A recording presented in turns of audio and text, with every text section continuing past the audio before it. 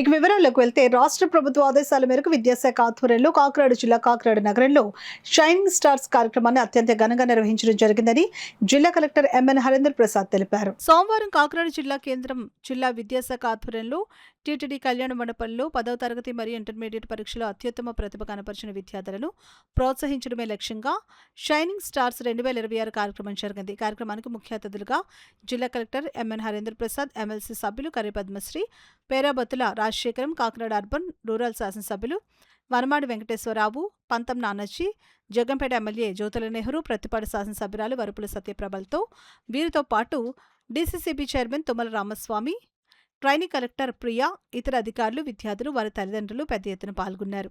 ఈ సందర్భంగా కాకినాడ జిల్లాకు సంబంధించి అన్ని యాజమాన్యాల నుంచి 10వ తరగతి ఇంటర్మీడియట్ పరీక్షలో అద్భుత ఫలితాలు సాధించిన 173 మంది ఒక్కొక్కరికి 20,000 రూపాయల చొప్పున విద్యార్థులకు 34.60 లక్షల నగదు పారితోషికం చెక్కుల రూపంలో ముఖ్య అతిథులు అందజేశారు. ఈ కార్యక్రమంలో జిల్లా కలెక్టర్ మాట్లాడుతూ 10వ తరగతి మరియు ఇంటర్మీడియట్ పరీక్షల్లో అత్యుత్తమ ప్రతిభ కనపరిచిన విద్యార్థులను ప్రోత్సహించడమే లక్ష్యంగా షైనింగ్ స్టార్స్ 2026 కార్యక్రమ నిర్వహణను ప్రభుత్వం చేసినట్లు తెలిపారు. ఇందులో భాగంగా ప్రతి మండలం నుండి 6 చొప్పున ఎంపిక చేసి 10వ తరగతికి సంబంధించి దాదాపు 135 మంది ప్రతిభావంతులైన విద్యార్థులకు ఈ రోజు ఘనంగా సన్మాన కార్యక్రమం నిర్వహించామని అన్నారు. ఎమ్మెల్సీ కర్రి పద్మశ్రీ మాట్లాడుతూ 10వ తరగతి ఇంటర్మీడియట్ పరీక్షలో ఉత్తమ ఫలితాలు సాధించిన విద్యార్థుల కోసం షైనింగ్ స్టార్స్ అనే ప్రత్యేక కార్యక్రమాన్ని నిర్వహించుకోవడం చాలా సంతోషంగా ఉందని అన్నారు. ఎమ్మెల్సీ పేరాబత్తుల రాజశేఖరం మాట్లాడుతూ విద్యార్థులు 10వ తరగతి ఫలితాలను ఒక మైలురాయిగా భావించాలని ఎమ్మెల్సీ పేరాబత్తుల రాజశేఖరం తెలిపారు. విద్యార్థుల విజయానికి వారి తల్లిదండ్రుల ప్రోత్సాహం, గురువుల కృషి ఎంతో కీలకమైనవని,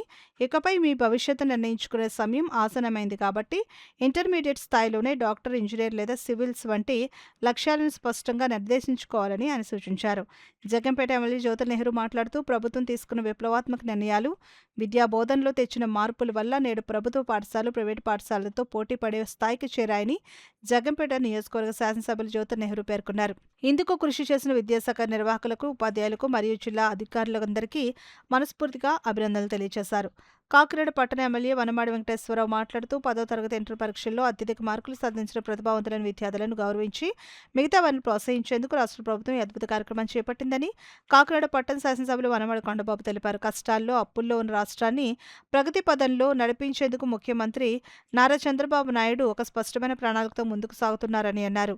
రాష్ట్రంలో నాలెడ్జ్ హబ్, ఆరోగ్య ఆంధ్రప్రదేశ్ల ఏర్పాటు ధ్యేయంగా ప్రభుత్వం పనిచేస్తుందని, విద్యాశాఖ మంత్రిగా నారా లోకేష్ బాధ్యతలు స్వీకరించిన మొదటి సంవత్సరంలోనే విద్యార్థులను సన్మానించి ప్రోత్సహించడం శుభపరిణామని హర్షం వ్యక్తం చేశారు. కాకినాడ రూరల్ ఎమ్మెల్యే పంతం నానాజీ మాట్లాడుతూ కూటమి ప్రభుత్వ హయాంలో ప్రతి విద్యార్థి ఉజ్వల భవిష్యత్తుకు భరోసా కల్పించేలా పాలన సాగుతోందని కాకినాడ రూరల్ శాసనసభ్యులు పంతం నానాజీ తెలిపారు. ప్రతిపాడు శాసనసభ్యురాలు సత్యప్రభ మాట్లాడుతూ విద్య అనేది జీవితంలో అత్యంత శక్తివంతమైన ఆయుధమని, విజయం వచ్చినప్పుడు అనుకువగా ఉండాలని, అపజయం ఎదురైనప్పుడు నిరుత్సాహపడకుండా లక్ష్యం వైపు దూసుకుపోవాలని తెలిపారు. ఈ కార్యక్రమంలో DCCB chairman Tummala Ramaswamy, DCMS chairman P Chandramouli, జిల్లా విద్యాశాఖ అధికారి పి రమేష్, ఎస్ఎస్ఏ జిల్లా coordinator VVV Satyanarayana, DIEO J Rambabu, ZP CEO Lakshmanarao, DIPRO Padmaja, జిల్లా వైద్య ఆరోగ్య శాఖ అధికారిని డాక్టర్ అనిత, ఇతర విద్యాశాఖ అధికారులు, సిబ్బంది పాల్గొన్నారు.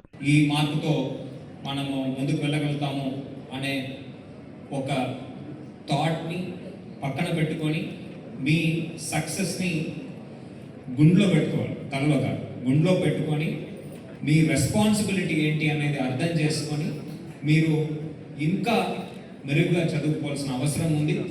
మన కాకినాడ జిల్లాని దేశ స్థాయిలో, రాష్ట్ర స్థాయిలో కాకుండా నేషనల్ లెవెల్లో you should make the city proud and the state proud. ఇక్కడ ఉన్న ప్రతి ఒక్కరు కూడా మంచి ఇన్స్టిట్యూట్స్ వెళ్ళాలని కూడా ఈ సందర్భంగా కోరుతున్నాను. Especially those in the 10th standard, those who are completing intermediate and then getting into good colleges. ప్రతి ఒక్కరు కూడా ఇన్నాళ్ళ దాకా మీరు స్కూల్లో ఉండేవారు. Now you are a responsible citizen, you are a adult who is going to go to a college, senior college. There you should be the ambassador of Andhra Pradesh, you should be the ambassador of Kakinada. మిమ్మల్ని చూసి కాకినాడ వాళ్ళు ఇంత చక్కగా ఉంటారు, ఇలా చదువుకుంటారు, బాగా అందరికీ తోడుగా ఉంటారనే ఒక పేరు తెచ్చుకోవాలి ఈ ఊరికి, ఈ రాష్ట్రానికని ఈ సందర్భంగా ఇంటర్మీడియట్ సక్సెస్ పొందిన ప్రతి ఒక్కరికి కూడా ఈ సందర్భంగా నాలెడ్జ్ హబ్గా తయారు చేయాలి. విద్యాశాఖ అని చెప్పి అప్పుడు ఆయన చెప్పడం జరిగింది. కానీ ఆయన కంటిన్యూగా ముఖ్యమంత్రి ఉండుంటే జరిగి ఉండేది. ఒక నాలెడ్జ్ హబ్గా విద్యాశాఖ బ్రహ్మాండం చెంది ఉండేది. అదేవిధంగా రెండోది కూడా చెప్పాడు ఆయన, ఆరోగ్య ఆంధ్రప్రదేశ్ ఉంచాలి, ప్రతి ఒక్కరు ఆరోగ్యం ఉండాలని ఆరోగ్య శాఖ మంత్రి నియమించినప్పుడు అది కూడా చెప్పడం జరిగింది. అన్ని శాఖలు కూడా అభివృద్ధి చెందాలని చెప్పాడు ఆయన. చేసుకుంటూ వెళ్తున్నారు. కానీ ఒకసారి ముఖ్యమంత్రి చేసిన తర్వాత మళ్ళీ ఓడిపోతాడు. ఓడిపోయిన తర్వాత మళ్ళీ అన్ని పక్క వెళ్ళిపోతున్నాయి. దాన్ని పట్టించుకునే సందర్భాలు లేవు. ఈరోజు చూడండి, థర్డ్ టైం వచ్చాము మన ప్రభుత్వం వచ్చింది. ఈ ప్రభుత్వానికి పిల్లలు కోరుతున్నా, ఈ ప్రభుత్వం రావాలని కోరుకున్నది మీ తల్లిదండ్రులని కూడా సందర్భంగా తెలియజేస్తారు. మీ తల్లిదండ్రులు కోరుకున్నారు, అందరూ కోరుకున్న ప్రభుత్వం. ఈ ప్రభుత్వం రావాలి, చంద్రబాబు ముఖ్యమంత్రి కావాలి, ఆయన తనకి రాష్ట్రాన్ని బాగు చేస్తాడు, మన పిల్లల భవిష్యత్తు బాగుంటుందని తల్లిదండ్రులే కోరుకున్నారని కూడా సందర్భంగా తెలియజేస్తున్నాం. ఆ విధంగానే ఈరోజు అధికారంలోకి వచ్చిన తర్వాత ఈరోజు విద్యాశాఖ మంత్రిగా లోకేష్ గారు మొన్న 24-25 సంవత్సరం మొట్టమొదటి సంవత్సరంలోనే ఎవరైతే 10th క్లాస్ ఇంటర్ పిల్లలు ఎక్కువ మార్కులు సాధించారో వాళ్ళందరూ కూడా ఇదే కళ్యాణ మండపంలో ఆ రోజు కూడా సైనిక్ స్టార్స్గా పేరు పెట్టి ఆ రోజు సన్మానం చేసి గౌరవించినప్పుడే అనుకున్నా ఆంధ్రప్రదేశ్లో విద్యాశాఖ భవిష్యత్తు బాగుంటుందని అప్పుడే అనుకున్నాను. ఈ సందర్భంగా తెలియజేస్తున్నాను. స్టార్స్ అనేటువంటి కార్యక్రమాన్ని మనం పెట్టుకోవడం, మార్కులు వచ్చిన వాళ్ళకి ఏదో బహుమతి ప్రదానం చేయడం, వాళ్ళని గుర్తించడం కాకుండా అక్కడితో కాకుండా అటువంటి మార్కులు ఇచ్చిన ఒక ప్రోత్సాహంతో ముందుకు తీసుకెళ్లాలని చెప్పి జిల్లా ఎడ్యుకేషన్ శాఖ తెలియదు. ఈవేళ ఉన్నటువంటి టీం, కూటమి టీం ఎవరైతే ఎమ్మెల్యేలు ఉన్నారో వాళ్ళు కలిసి కలెక్టర్ గారితో మాట్లాడుతూ ఎప్పటికప్పుడు ప్రతి కార్యక్రమం, ప్రతి స్కూల్లోనూ కూడా ఫెసిలిటీస్ కలగజేయాలి, వాళ్ళు చదువుకోవడానికి అందుబాటులో ఉన్నటువంటి ప్రతి మెటీరియల్ అందజేయాలి అన్నది ఒక ప్రధానమైన ఉద్దేశంతో మనం ప్రతిసారి ముందుకెళ్తా ఉన్నాం.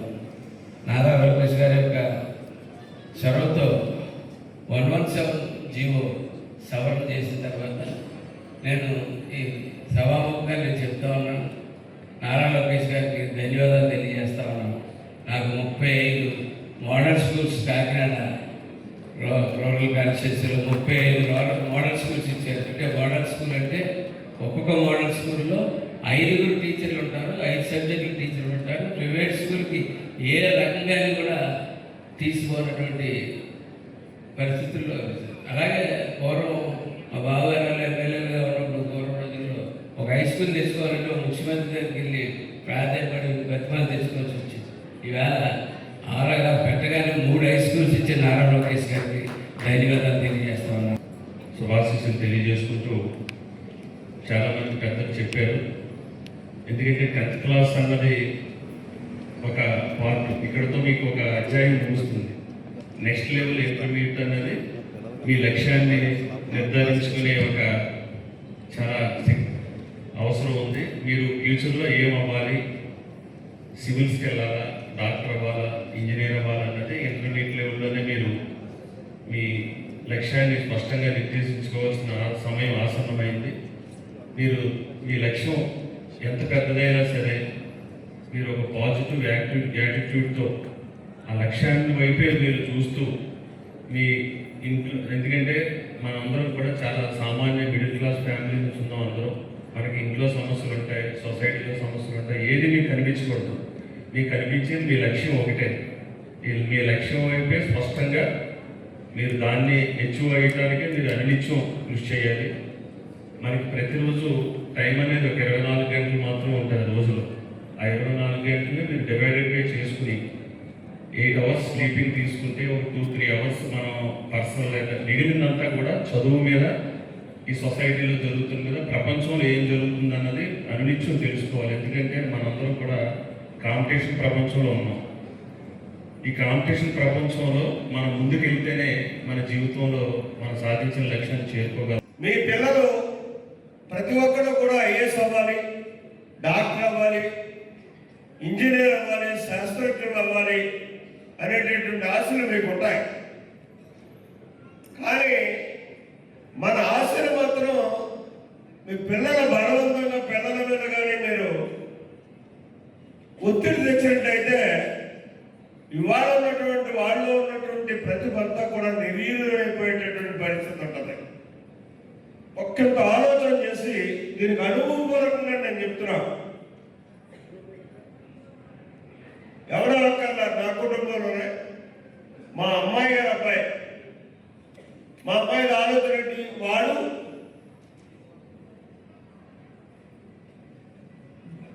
అకౌంట్ చేసుకోవడం, మామూలుగా బిజినెస్ చేసుకోవడానికి బీబీఏ చేయాలని చెప్పి వాడు ఆలోచన చేస్తుంటే వాడిని తీసుకెళ్లి సీఏలో కూర్చోబెట్టింది. సీఏ వాళ్ళు నా కొడుకు అనుకుంది. ఇవాళ అటు సీఏ అవ్వలేదు, ఎక్కింటి ఎంటర్ప్రైజ్ అవ్వలేదు. వాడు ఏం చేయాలో తెలియదు, ఏమయ్యే పరిస్థితుల్లో ఉన్నాడు. ఆస్తుల్లో బతకడానికి ఆ పరిస్థితిలో రాకుండా మాత్రం వాళ్ళ ఆలోచనకు అనుగుణంగా ఎవరు ఏది ఎన్నిక చేసుకుంటే ఆ ఎన్నికతో వాళ్ళ ముందుకు తీసుకెళ్ళగలిగితే, వాళ్ళు ప్రోత్సహించగలిగితేనే తల్లిదండ్రులు వాళ్ళు ఇవాళ ఉన్నటువంటి ప్రతిభని మరింత విధానంతో ప్రతిభావంతులు అవడానికి అవకాశం ఉండేటటువంటి పరిస్థితులు ఉన్నాయి. కాబట్టి నా చిన్న సలహా ఇది, దీన్ని మాత్రం తూచా తప్పకుండా మీరు అమలు చేయగలిగితేనే మీ పిల్లల యొక్క భావి తరాలు బాగుంటాయని చెప్పి సందర్భంగా మనం చేసుకుంటూ ఛేదించగలంటే అంత సక్సెస్ని వాళ్ళు తీసుకురాగలరు. ఒకటి మనం అందరూ గుర్తుపెట్టుకోవాలి, ఇది మీ ఎండ్ కాదు. మీకు ఈరోజు మీకు ప్రోత్సహిస్తున్నాము, అలాగే మీకు ఒక అవార్డు ఇస్తున్నాము అంటే no, this is the beginning of your bright future అని మనం చెప్పవచ్చు. So this is the first step, 10th class and intermediate. ఇదేంటంటే ఇక్కడి నుంచి మీ అసలైన జర్నీ అన్నది స్టార్ట్ అవుతుంది. మనకి రాష్ట్ర ప్రభుత్వం గతంలో మనం చూసాం, just last year 100 days plan అన్నది తీసుకురావడం జరిగింది 10th క్లాస్ స్టూడెంట్స్కి. So it was a plan decided to complete the whole syllabus with in 100 days. దాన్ని ఒకసారి సక్సెస్ఫుల్గా ఎడ్యుకేషన్ డిపార్ట్మెంట్, టీచర్స్, లెక్చర్స్ అందరూ కూడా చాలా డెడికేషన్తో చేసి దాన్ని ఒక సక్సెస్ఫుల్ ప్రోగ్రామ్గా తీసుకొచ్చి ఈరోజు 10th క్లాస్ స్టూడెంట్స్ మెరిటోరియస్ పొజిషన్స్లో ఉన్నారు. ఇన్ ద సేమ్ వే ఇంటర్మీడియట్లో కూడా మనకి కాంపిటేటివ్ సెల్ అన్నది తీసుకురావడం జరిగింది. And it was started first at Kakinada PR college campus.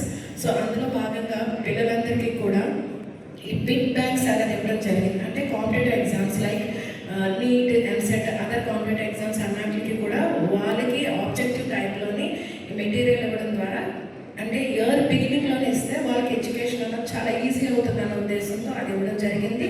దానికోసం ఆల్మోస్ట్ టీచర్స్ అందరూ కూడా ఎక్స్ట్రాస్ వర్క్ చేసి మరి చాలా ఎఫర్ట్ పెట్టి, and PR college students almost 20 students have come out with flying colours, అంటే సక్సెస్ అచీవ్ చేశారు. తల్లిదండ్రులకి ఒక అంకిత భావంతో మిమ్మల్ని ఇలా తీర్చిదిద్దిన ఉపాధ్యాయులు అందరికీ కూడా నా ప్రత్యేక అభినందనలు తెలియజేస్తున్నాను.